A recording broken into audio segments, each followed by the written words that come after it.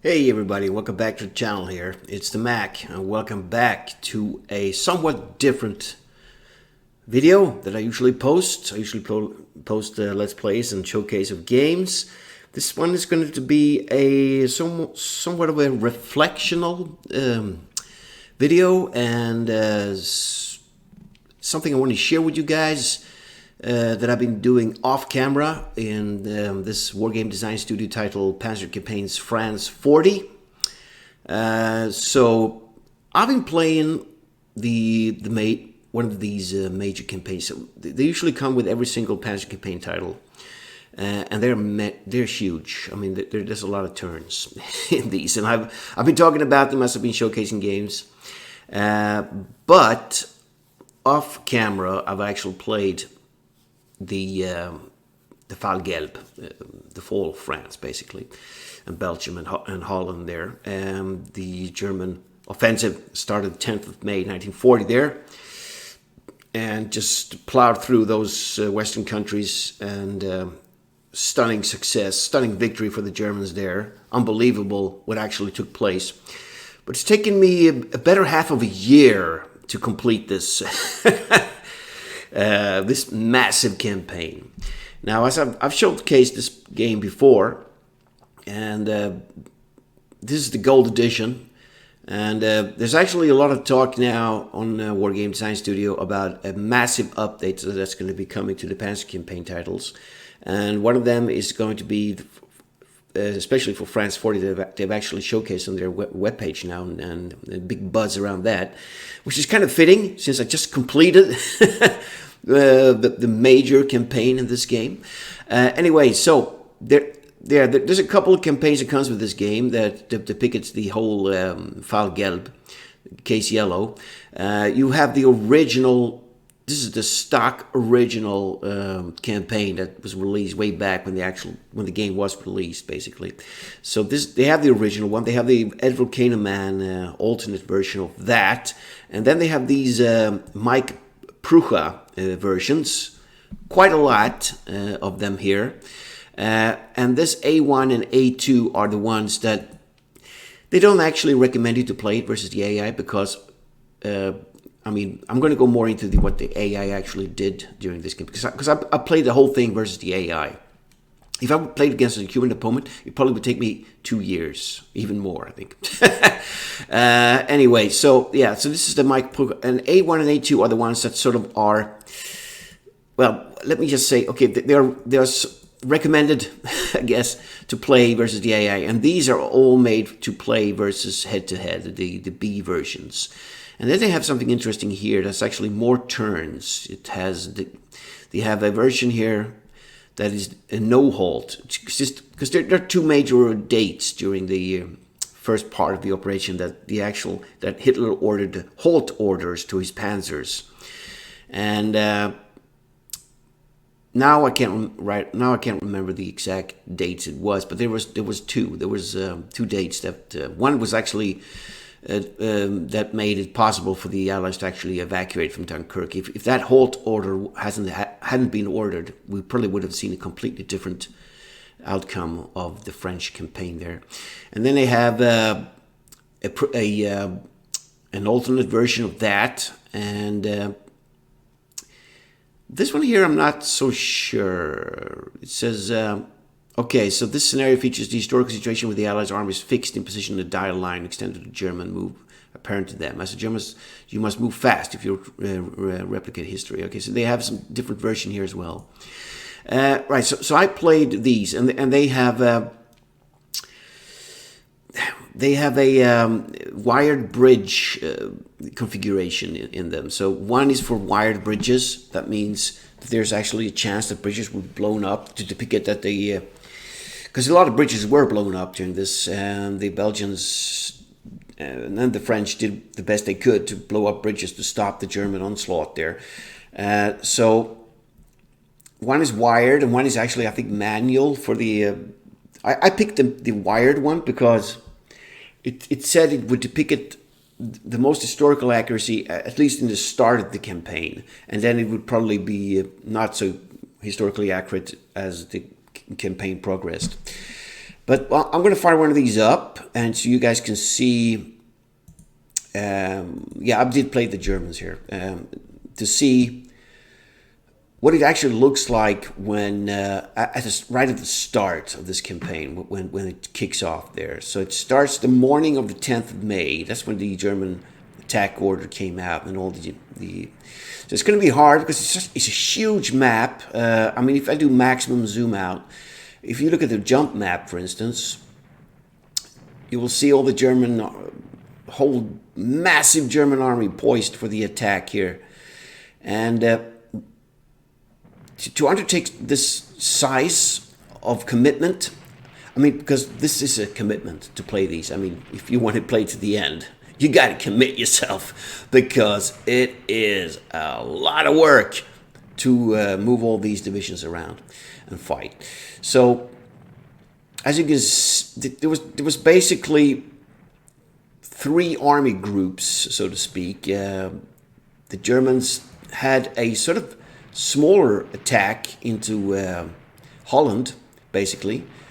There was an SS division, the Lieberstandarte Adolf Hitler was part of that, and a couple of more divisions that hasn't arrived here yet. But the 207 was part of that as well. And their goal was to just push forward here and attack and put pressure on the Holland, Netherlands. So and then they had this attack in the center, basically, if you could call it center. That was sort of meant to be a distraction for the Allies, because the Allies would think, oh shit, this is where the main attack is, and they moved all their forces, the British forces and the French reserves, were all moving up to form a strong defense line here called the Deal line, basically, to hold off that massive German attack, and they were hoping to do that. And then it actually proved that the Deal line was not as reinforced and prepared for an attack as they thought it would be. We'll come to that later. So this attack smashed in here, and the Allies thought the main attack was coming there, but the actual attack, as we all know, came through the Ardennes. That's where all the panzer divisions, there was a couple of panzer divisions part here as well, but this is where most of them were concentrated, and lots of infantry, and they made their way through the Ardennes forests and hills and mountains, and it was kind of weakly defended here, and so they sort of just smashed straight through here, and then appeared at the edge, and we all have the famous Battle of Sudan, which was where many of the German panzers actually crossed and attacked down, and it was the big Battle of Stonne, as we've heard, the counterattack there, where the Germans were actually nastily surprised by all those heavy French tanks, the Char-Biz and all them that caused trouble. They didn't have any tanks to actually counter those heavy tanks. The German tanks were kind of inferior to the French in armament, but not in tactics. One big thing the Germans had was radio. They could actually communicate from platoon to platoon tanks. The French couldn't communicate between tanks. They used those flags and stuff and runners. So their maneuverability was really crap.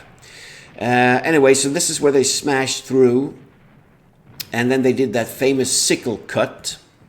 They came through here, and they sort of smashed all the way through here and came up behind the Allied forces they were trapped here, and they had nowhere to escape, basically. And you have Dunkirk over here. And they sort of closed that pocket, and they sort of grinded them down, and then that's when they decided to pull out, and that's the famous evacuation from Dunkirk. There's a couple of other important things that are part of this major. They do depict the Fort Mil, this Mil, the famous commando attack of the German commandos that landed on top of this massive fortress. And they had shaped charges and blew holes into it, and they actually manned the defenders and took over the fort. And it was supposed to be the most modern fort in yeah, the most modern fort at the time. It was supposed to be impregnable and nobody could take it over, but the Germans actually had a plan for it. And it was taken out, so the Germans could funnel through here in Maastricht and move into the country. Liège was a fortress town. They had massive defensive belts here, and this held on for quite a few days as the Germans were steaming past. They sort of held off there. Another fortress town was not Huy. Namur was held out for quite a long while as well. It's a vicious defense there. And Charleroi was captured quite easily. There's many of these places that it's all here in this game. So that was the commando attack. Another important thing was the paratroop drops that came in Holland to not Antwerpen, was to capture basically Rotterdam and seize all the major airfields and stuff from the Dutch, so the Luftwaffe can use them, and to destroy their air force as well. And of course, the ultimate prize in the top, Amsterdam here, worth 2,000 points there. So they pulled it off. It was kind of successful. It's all in here as well. You're going to have to try and do your best to take and hold some of these with your the Luftkorps, I think it's called, or the Luft. It was like a airfield division that was tasked with this. There's a couple of them, and as they were keeping the Dutch, the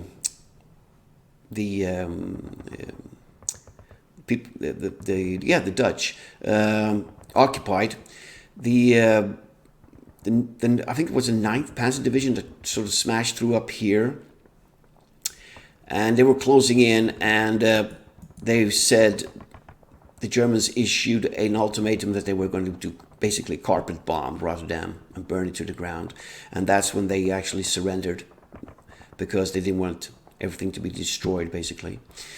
So that's part of that, and it's all here, man. I mean, it's such a great. It was really fun. So, what to say about this? So I'm going to show you. So this is what it looks like when you start off, and I actually have my end video here of the last turn completed. Right. So let's look at the jump map. As you can see, all the red is the Germans, and when I played this, I wanted it to. I went into it to actually try to play the Germans as historically accurate as possible. I read books about the battle. I looked at maps. I looked at videos. I looked at all kinds of stuff to actually try to replicate the divisional movements of what actually happened during the real fight. So I basically did a straight up copy of the German attack, and it proved very successful. I mean, it was so fun to actually play. It was, as I've been saying before, it's like a history lesson.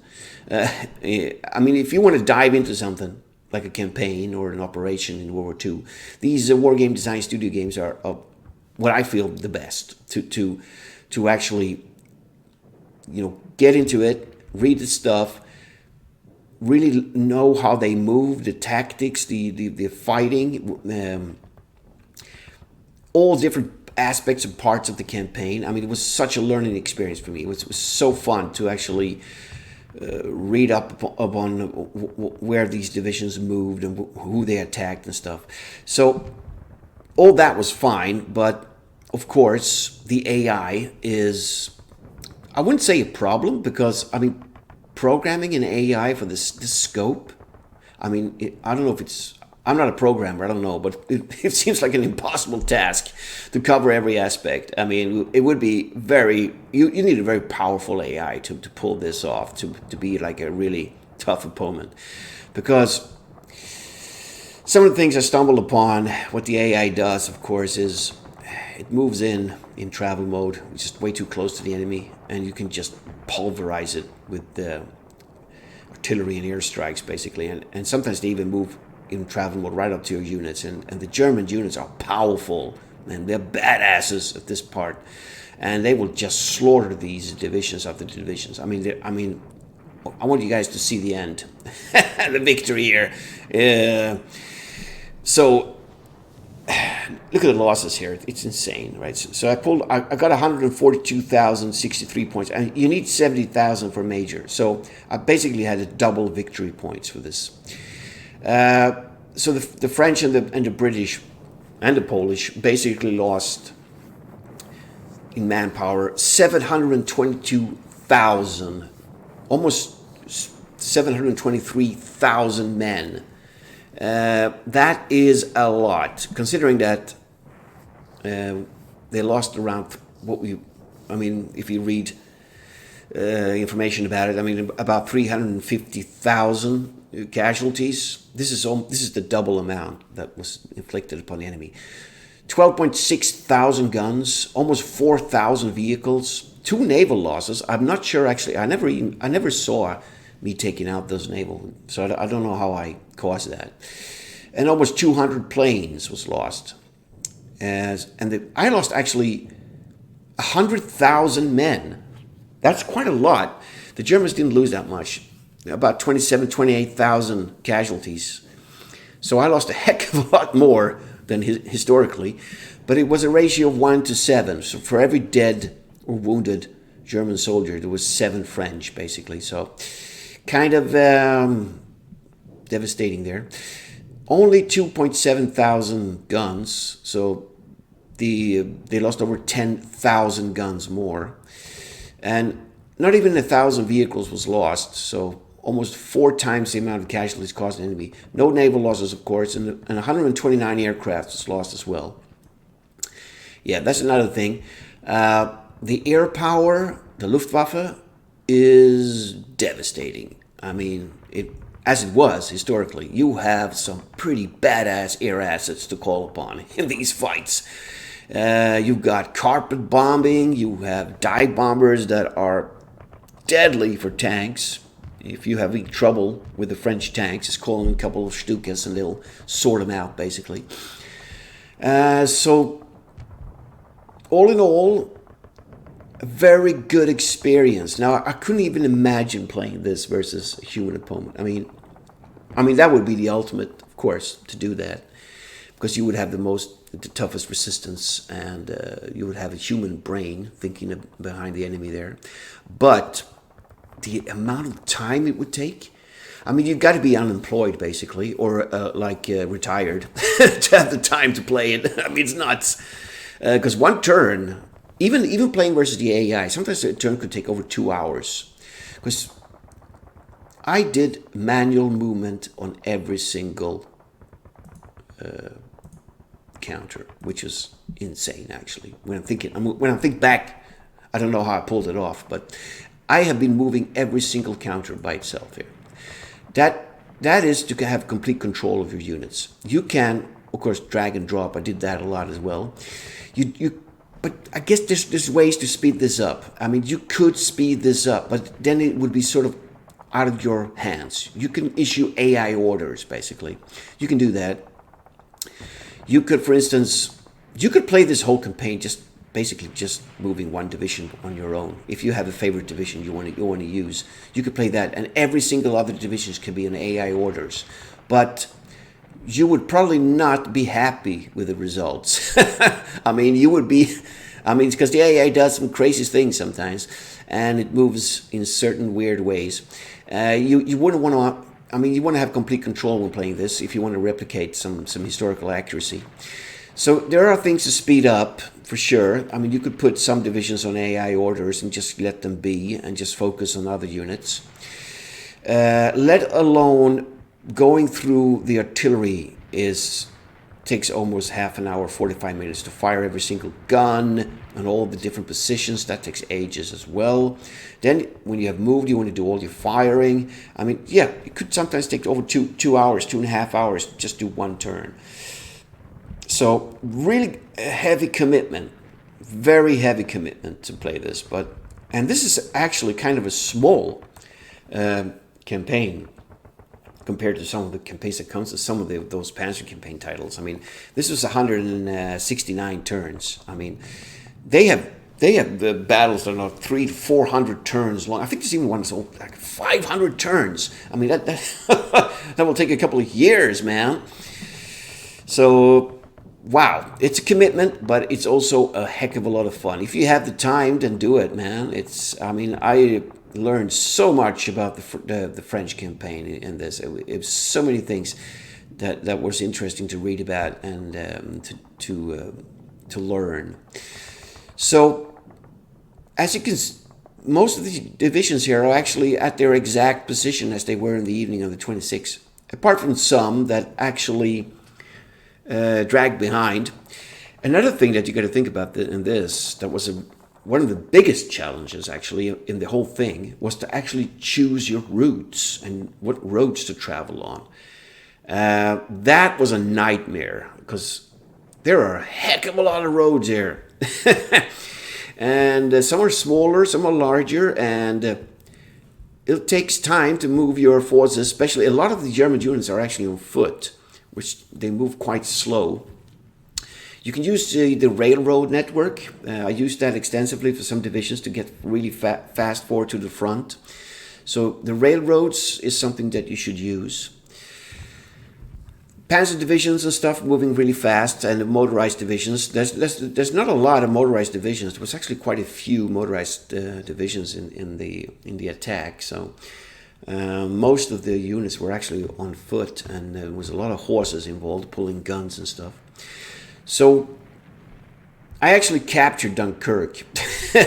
It was never captured. I mean, well, it was captured in the end, but I mean, not the 26th of May, it wasn't. But I just couldn't, because the halt order was issued, and nobody really knows still why Hitler actually put that halt order. There are many speculations, but I mean, the Germans, they were here.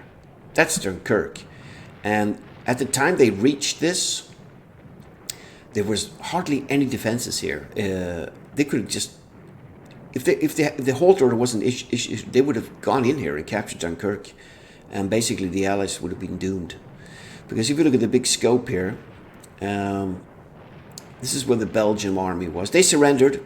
They actually surrendered a couple of days earlier than historically accurate. Maybe because I'm actually more ahead than I think the divisions were actually somewhere around here. I actually advanced further than the 26 here, and you have Bruges here. So I just couldn't hold myself. I just moved in and captured Dunkirk. But this was the pocket here. So if you look at it's probably easier to the jump map. No, it's not. Okay, the big pocket was. You have Roblay and Lille here.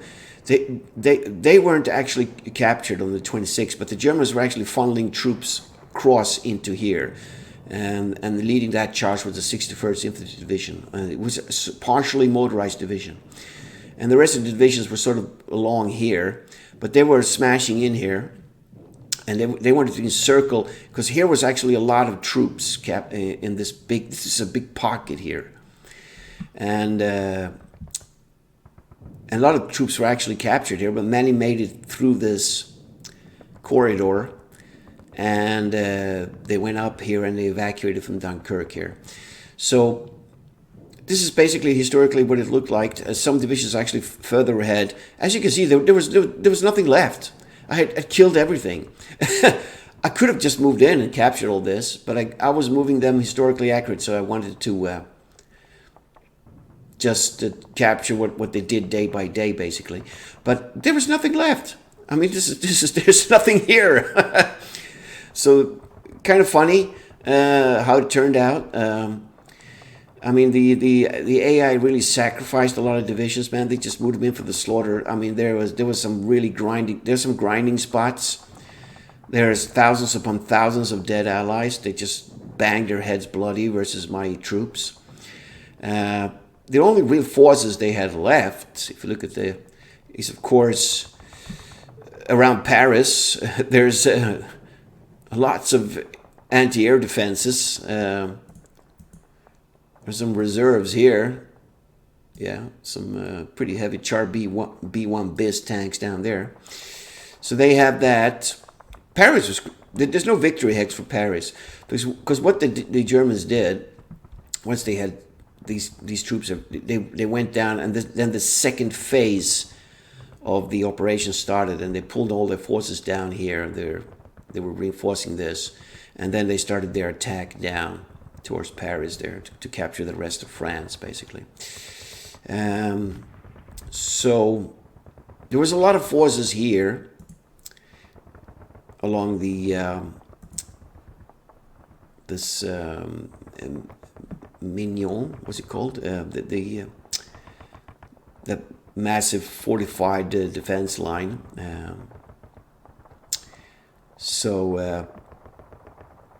Yeah, the Ligne Maginot. I actually penetrated that at some places and took over some of the fortifications, but as you can see, there's a heck of a lot. This was an interesting, as you can see, most of the divisions are in this pitiful state here. I mean, they moved up. The AI also attacks in piecemeal, which is bad. It moves up maybe 1 or 2 units and they get slaughtered, so not very good tactics there. Yeah, here was a big concentration. Here's that famous, the British, what's it called? The 51st Highland Division. They never actually, the thing was, it was kind of strange because they actually made a bridgehead here, but they never really utilized it in attack, because if they would have really attacked here with a lot of troops, I would have been in trouble, even though there are reinforcements funneling in constantly for the Germans. I probably would have plugged this, put some divisions here and sort of held them off, but I mean, I was surprised that the computer actually did that, but they never really exploited it. So what else to say about this? Yeah, the German divisions are really powerful. If you utilize the divisional artillery and the corps artillery, if you get your divisions and put your corps artillery as in support, you are a devastating force, basically. I mean, the artillery you can call upon and the airstrikes is just amazing. And I wouldn't want to. I mean, it would be cool to try out the Allies in this and see if they can pull it off. You probably could versus the AI. I mean, you probably could. But against a human opponent, wow, that would be a challenge to actually pull this one off versus a human opponent. That it would be very tough. If you play historically, if you stick to the house rules of actually moving the British Expeditionary Force and those French divisions that were sent to Belgium, if you do that, if you play it by the book, basically, it would be very hard to probably stop the Germans here, because they are on a steamroll, man. They are powerful, and the Air Force and the artillery they can call upon is devastating. But if it was no rules, if you could do whatever you want, I think the Allies have a pretty good chance of stopping the Germans, actually, because the French had really good artillery support. French artillery is pretty badass. Yeah, so the computer actually recaptured this. I actually went in here and captured it, and then I moved out, and they sort of moved into a division here that I almost completely destroyed with my airstrikes. I sort of held on here, and I was moving down.